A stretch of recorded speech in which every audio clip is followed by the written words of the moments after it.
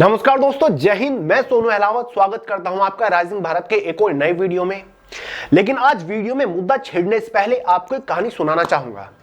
एक बार एक गांव था जिसमें एक सरपंच था जो कि बहुत ज्यादा खड़ूस था, जिसकी गांव वालों से कभी भी नहीं बनती थी। वो हमेशा गांव वालों के ऊपर अपने बेतुके रूल रेगुलेशन, नए कानून बना बनाकर थोपता रहता था, जिससे सभी गांव वाले बुरी तरीके से परेशान आ चुके थे। वो सभी के ऊपर धौंस जमाता था, सभी को परेशान करता था। सब लोग यही कहते थे कि जिस दिन हमारा टाइम आएगा हम इसे बिल्कुल नहीं छोड़ेंगे, हम भी बदला लेंगे। जिस तरीके से ये हमें कुछ नहीं समझता, जैसे ये हमारी बेइज्जती करता है, एक दिन जब हमें टाइम मिलेगा हम भी इसकी बेइज्जती करेंगे। एक दिन क्या होता है, उस सरपंच की दो बेटियां होती है, ठीक है। उस सरपंच की बेटियों का रिश्ता आता है गांव में। दूसरे गांव के 3-4 लोग आते हैं रिश्ते वाले और उनकी बेटी का हाथ मांगते हैं। रिश्ता पक्का हो जाता है, ठीक है, सरपंच की बेटी से। उस गांव जो भी वो आते हैं रिश्ते वाले, वो सोचते हैं एक बार गांव में भी सरपंच के बारे में जांच पड़ताल कर ली जाए कि हम इस परिवार के साथ रिश्ता जोड़ने जा रहे हैं, परिवार कैसा है, लड़की कैसी है। तो वे गांव में 1-2 घर में जाते हैं और पूछते हैं कि हां, हम सरपंच की बेटी के साथ अपना बेटे का रिश्ता तय कर रहे हैं, तो सरपंच कैसा इंसान है, उसके बच्चे कैसे, उसकी बेटी का व्यवहार कैसा है।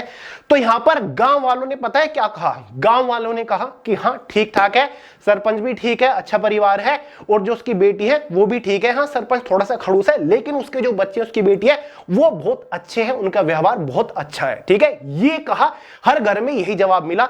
जब गांव वालों ने आपस में सलाह करी, उनका यह कहना था कि हमारी जो दुश्मनी है, हमें जो पसंद नहीं है वो सरपंच है। हम सरपंच से परेशान हैं, लेकिन सरपंच के बच्चों से, सरपंच की बेटी से हमारी कोई दुश्मनी नहीं। हम उससे दुश्मनी क्यों निकालेंगे, हम उसका बुरा क्यों चाहें।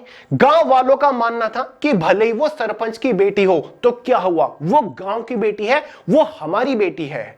आज अगर हम इस मौके पर दूसरे गांव के लोगों के सामने सरपंच का विरोध करेंगे, सरपंच की बेटी का रिश्ता तोड़ने की कोशिश करेंगे, तो ये गांव की बेइज्जती होगी बाहर के लोगों के सामने।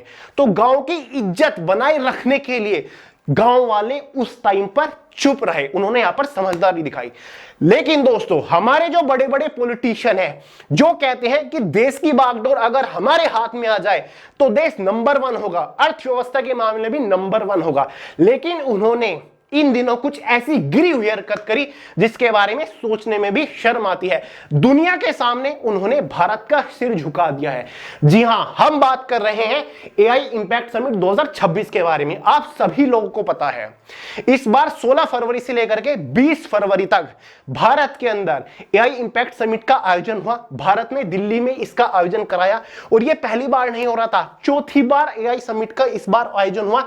इससे पहले कई सारे अलग अलग देश इसका आयोजन करा चुके हैं, जैसे कि ब्रिटेन ने 2023 में कराया था, साउथ कोरिया ने 24, फ्रांस ने 25, इंडिया ने 2026 में। फर्क इतना रहा कि पिछली तीनों समिट से ये समिट सक्सेसफुल जा रही थी, सबसे ज्यादा फेमस हो रही थी, सबसे ज्यादा इंपैक्टफुल ये समिट चल रही थी। इस बार भारत बहुत ही बेहतरीन तरीके से इंपैक्ट छोड़ रहा था दुनिया के ऊपर, भारत रिप्रेजेंट कर रहा था खुद को बहुत ही जबरदस्त तरीके से। और इतना ही नहीं, मैं आपको जैसे कि पिछले सेशन में बता चुका हूं, इस समिट में दोस्तों अलग अलग देश के राजनेता या फिर लीडर शामिल थे, जैसे कि फ्रांस के राष्ट्रपति एमेनुएल माक्रों थे, संयुक्त राष्ट्र यूनाइटेड नेशन के महासचिव एंटोनियो गुटेरेस थे, जो कि दोस्तों इस आयोजन की अंतरराष्ट्रीय अहमियत को दर्शाता है। समिट में 500 से ज्यादा एआई लीडर्स थे, जो कि मायने रखते हैं। अभी तक किसी भी एआई समिट में इतने लीडर शामिल नहीं हुए थे।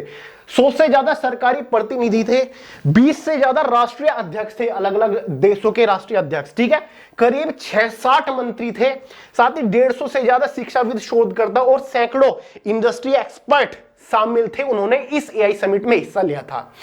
लेकिन दोस्तों, यहां पर यह समिट, भारत को ग्लोबली रिप्रेजेंट करने वाली एक समिट, कब एक पॉलिटिकल एंगल ले लेती है पता ही नहीं चलता। और ये आखिरी वाले दिन हुआ जब इस समिट का समापन समारोह चल रहा था 20 फरवरी को। तो विपक्षी पार्टी कांग्रेस ने एक ऐसी हरकत करी जिसके बारे में आपको सोच के भी शर्म आएगी। कांग्रेस के कुछ युवा कार्यकर्ता, जिनको आप स्क्रीन के ऊपर देख रहे हो, जिसमें से करीब 10 से 11 युवा कार्यकर्ता थे, वो स्टेज की तरफ बढ़े, ठीक है। वहां पर उन्होंने अपनी टी शर्ट, शर्ट निकाली, ठीक है, यानी कि एक तरीके से अश्लील हरकत ही थी ये। शर्ट निकाली और मोदी मुर्दाबाद के, मोदी के खिलाफ इन्होंने नारे लगाने शुरू कर दिए। इन टी शर्ट्स के ऊपर प्रधानमंत्री मोदी डोनाल्ड ट्रंप की फोटो थे, तस्वीरें लगी हुई थी।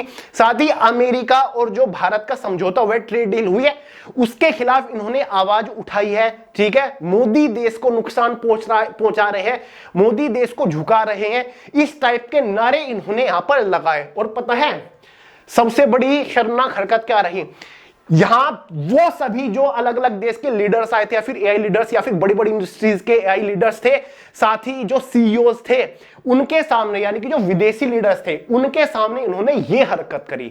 मतलब एकदम बहुत शर्मनाक हरकत करी इन्होंने। जो कहानी मैंने आपको सुनाई थी ना, उससे रिलेट करके देखो, यहां तो देश का मामला हो रहा है, वहां पर एक छोटे से गांव के लोग इतने समझदार थे। वो कहानी रियल कहानी है, छोटे से गांव के लोग इतने समझदार थे जो इतने पढ़े लिखे नहीं है, लेकिन यहां पर इतने पढ़े लोग, एक तो दूसरी विपक्षी पॉलिटिकल पार्टी, चलो उसे बीजेपी सरकार से प्रॉब्लम है, ठीक है, यहां पर मैं किसी पार्टी को सपोर्ट नहीं कर रहा हूं, ठीक है, देश में बाद में बात कर लो, यहां पर देश की बात हो रही है, देश खुद को ग्लोबली रिप्रेजेंट कर रहा है, उसी टाइम पर आके ग्लोबल लीडर्स के सामने आके ये शर्मनाक हरकत देश को नीचे दिखाने की कोशिश करी जा रही है। ठीक है, यहां पर बीजेपी ने सीधा सीधा आरोप लगाया है, क्लियरली आरोप लगाया है कि ये भाई राहुल गांधी का, यानी कि जो कांग्रेस पार्टी के नेता है उनका ये एक प्रोपेगेंडा था, इन्होंने पूरा का पूरा ये सारा का सारा ऑर्गेनाइज करा था। ठीक है, कुछ सोर्सेज निकल के भी आ रहे हैं। इसके बाद बीजेपी के काफी सारे कार्यकर्ताओं ने राहुल गांधी का जो आवास है दिल्ली के अंदर, उसके बाहर धरना दिया, धरना प्रदर्शन करे, नारे लगाए। ठीक है, ये कहा जा रहा है कि ये जो पूरा प्रोग्राम है, हालांकि राहुल गांधी ने, कांग्रेस पार्टी ने इसको नकार दिया है कि हमने ऐसी कोई प्लानिंग नहीं करी थी, हमें इसके बारे में कुछ नहीं पता।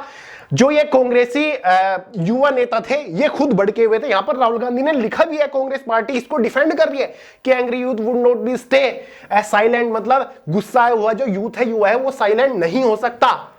यहां पर सपोर्ट करती दिख रही है कांग्रेस, और कांग्रेस कह रही है कि हमने ये नहीं किया, हमें नहीं पता ये कैसे हुआ। जबकि कुछ सोर्सेज के अकॉर्डिंग पता चल रहा है कि इस पूरे के पूरे कांड की जो प्लानिंग हुई थी ये दिल्ली में ही राहुल गांधी, साथ ही सोनिया गांधी, साथ ही प्रियंका वाड्रा द्वारा करी गई थी। ऐसे आरोप लगाए जा रहे हैं बीजेपी के कुछ कार्यकर्ताओं के द्वारा कांग्रेस पार्टी के ऊपर। तो भाई ये एक बहुत बड़ा पॉलिटिकल कांड एक तरीके से हुआ, जिसने देश, दुनिया के सामने देश को झुकाने की, शर्म से झुकाने की कोशिश करी। इससे पहले भी आपने देखा होगा, पहले या फिर दूसरे दिन ही एआई समिट में एक और चीज हुई थी, जहां पे गलगोटिया ने भारत का सर झुकाने की कोशिश करी थी, जहां पर एक चाइनीज रोबोट उन्होंने पेश कर दिया था एआई समिट में, जो कि चाइना की कई सारी वेबसाइट के ऊपर 2.5 लाख रुपए में बिकता फिर रहा है। इन्होंने कहा कि ये गलगोटिया की एक क्रिएशन है, ये हमारी डेवलपमेंट है। जिसके बाद चाइनीज के कुछ सारे पेज ने, ठीक है, चाइना के लोगों ने इसके ऊपर क्लेम करना शुरू कर दिया कि भाई एक इंडियन यूनिवर्सिटी है जो कि हमारी चाइनीज रोबोट को यहां पर अपना बता के, अपनी डेवलपमेंट, अपनी क्रिएशन बता के, इनोवेशन बता के इसको पेश कर रही है, जिसकी वजह से गलगोटिया यूनिवर्सिटी को वहां से बैन होना पड़ा। और इस मुद्दे को भी राहुल गांधी ने एक बहुत बड़ा मुद्दा बनाने की कोशिश करी है। देखिए, मैं यहां पर किसी पार्टी के एकदम विपक्ष में भी नहीं हूं और ना ही मैं सपोर्ट कर रहा हूं, मैं केवल देश के हित के बारे में बात कर रहा हूं कि इस टाइम पर जहां ग्लोबल लीडर्स भारत के अंदर आए हुए थे, भारत खुद को ग्लोबली रिप्रेजेंट कर रहा था और सब कुछ बहुत अच्छा जा रहा था, उस टाइम पर यह सारी की सारी हरकत हुई। राहुल गांधी ने इस चीज को भी पकड़ के बीजेपी के ऊपर डाल दिया कि भाई मोदी गवर्नमेंट जो है उसने दुनिया के सामने हंसी का पात्र बना दिया भारत को। ये राहुल गांधी की पोस्ट थी, कांग्रेस की पोस्ट थी, यहां पर इन्होंने ये सारी चीज लगा रखी थी। मतलब इसमें भी यहां पर प्रधानमंत्री के ऊपर ही उंगली उठाई। और इतना ही नहीं, कांग्रेस का कहना है कि गलगोटिया काफी टाइम पहले से ऐसे फर्जी कांडों में फंसती आ रही है। गलगोटिया ने ऐसे फर्जी इनोवेशन के ऊपर कई सारी फंड्स भी उठाए हैं, जो कि बीजेपी गवर्नमेंट ने इनको क्लेम कराए हैं, और कई सारे केसेस भी थे ऐसे फर्जी कांड की वजह से गलगोटिया यूनिवर्सिटी के ऊपर। ये सारे के सारे केस जो हैं वो बीजेपी गवर्नमेंट ने हटवाए हैं। ये क्लेम कर रही है कांग्रेस, बीजेपी पार्टी के ऊपर आरोप लगा रही है।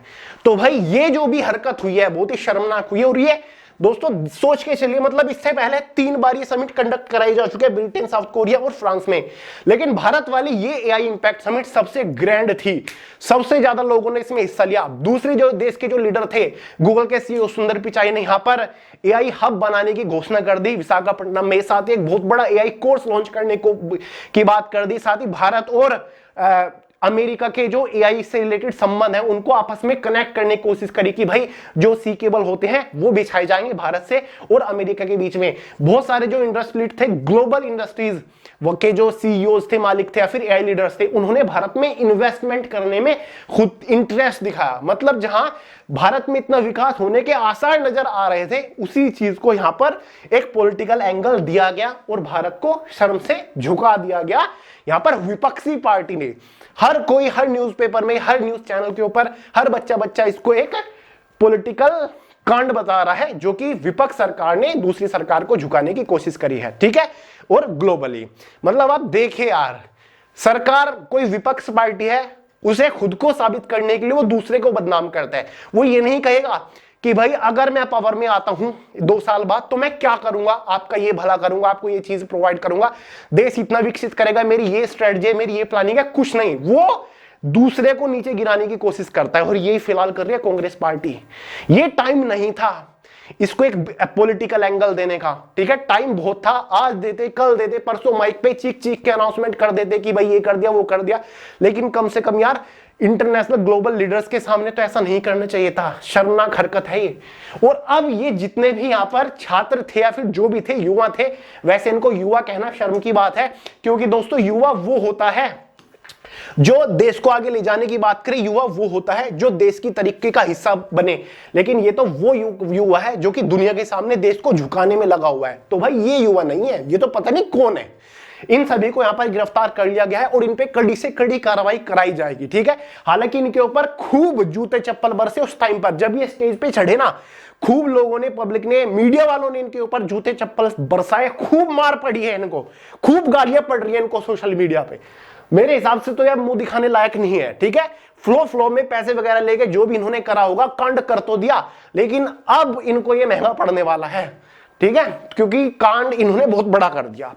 तो भाई यही चीज आपको डिस्कस करनी थी। बाकी मैंने आपको एआई इंपैक्ट समिट के बारे में एक सेशन प्रोवाइड करा रखा है, लिंक डिस्क्रिप्शन बॉक्स में सारी जानकारी दी है कि भाई क्या है एआई इंपैक्ट समिट, इसको क्यों कराया गया, इसका उद्देश्य क्या है, साथ ही किस देश ने या फिर किस एआई लीडर ने भारत में कितना इन्वेस्ट करने की बात करी है, क्या क्या फैसले लिए गए, क्या क्या मोदी जी ने इसमें मानव क्या है, जो मानव एक रिलीज करा मोदी जी ने इनिशिएटिव, वो क्या है, सारी चीजें हैं, ठीक है, मानव विजन, सारी चीजें बता रखी है, वो सेशन भी देख लीजिएगा, ठीक है। तो चलिए दोस्तों, बाकी शुरुआत में जो मैंने कहानी बताई थी ना, वो इस मुद्दे के लिए थी, इससे उसको रिलेट करके देखेगा, खून आपका भी खोलेगा। चलिए दोस्तों, इस वीडियो में इतना ही था। आपको मेरा काम पसंद आता हो और ऐसे ही नेशनल इंटरनेशनल बड़े बड़े मुद्दों का एनालिसिस अगर आप देखना चाहते हो तो भाई नया चैनल राइजिंग भारत को सब्सक्राइब जरूर कर लीजिएगा, बेल आइकन को ऑल पे सेट कर लीजिएगा। बाकी हमारे एक राइजिंग भारत के नाम से टेलीग्राम ग्रुप भी है, उसको भी ज्वाइन कर लीजिएगा, ठीक है। मिलते हैं अगली वीडियो में बहुत ही जल्द, तब तक के लिए जय हिंद।